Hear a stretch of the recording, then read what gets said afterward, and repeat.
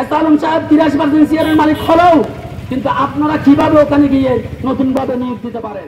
শুক্রবার সকালে চট্টগ্রাম প্রেস ক্লাবের সামনে ইসলামী ব্যাংক থেকে চাকরিচ্যুত হওয়া অসংখ্য কর্মকর্তা সমাবেশ করেন। অভিযোগ, হঠাৎ করে অন্যায়ভাবে তাদের চাকরি থেকে বাদ দেওয়া হয়েছে।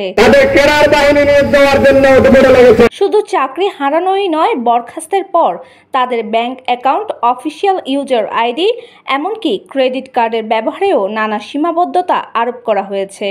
চক্র হারে সুদ বৃদ্ধি করতেছেন, এদিকে আমাদেরকে টার্মিনেট করলাম। আমরা এমপ্লয়ি হিসেবে যে ক্রেডিট কার্ড পেলাম, এই ক্রেডিট কার্ডের চক্র হারে সুদ বৃদ্ধি করে তারা আমাদের বিরুদ্ধে বিভিন্ন মামলা, বিভিন্ন হয়রানি করার একটা উদ্যোগ নিচ্ছেন। আন্দোলনকারীরা মনে করছেন এটি পরিকল্পিত চাপ সৃষ্টি ও কর্মজীবনকে অস্থিতিশীল করার একটি প্রক্রিয়া। এই ঘটনার পটভূমি দীর্ঘ।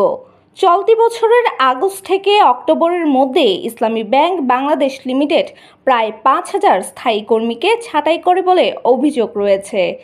একই সময়ে সে পদগুলোতে নতুন করে নিয়োগের প্রক্রিয়া শুরু হয়। বিষয়টি শ্রম আইন এবং মানব সম্পদ ব্যবস্থার স্বচ্ছতা নিয়ে বড় প্রশ্ন তুলেছে। মোবাইল ফোনের মাধ্যমে, ইন্টারনেটের মাধ্যমে কিন্তু প্রত্যেকের সার্টিফিকেট যাচাই বাছাই করা যায়। Roll number, registration number use করে, সেটাই যে ইউনিভার্সিটি হোক না কেন, যে কলেজে হোক না কেন, যে স্কুলে হোক না কেন, এটা কিন্তু ভেরিফিকেশন করা যায়।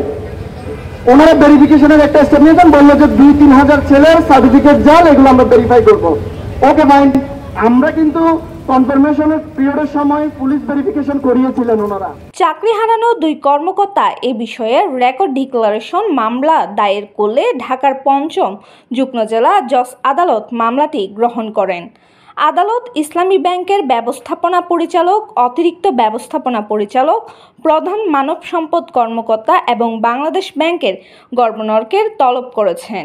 এই আদেশ এসেছে ব্যাংকের ট্রেনি অ্যাসিস্ট্যান্ট অফিসার ও ক্যাশ পদে নিয়োগ পরীক্ষা হওয়ার মাত্র 2 দিন আগে। সুতরাং আপনারা এমন কোনো চাকরিতে ঢুকবেন না, এমন কোনো চাকরিতে ভা দিবেন না যে চাকরি আমাদেরকে এখনো সেটেলমেন্ট না করে, আমাদেরকে সম্পূর্ণ অন্যায় অযৌক্তিকভাবে টার্মিনেট করে আপনাদেরকে অবৈধভাবে নিয়োগ দেওয়ার একটা নীল নকশা আঁকতেছে ওনারা।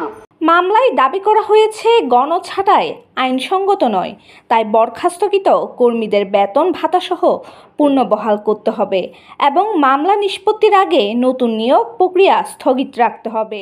ভাইদের দৃষ্টি আকর্ষণ করছি। ডেস্ক নিউজ, বাংলা খবর।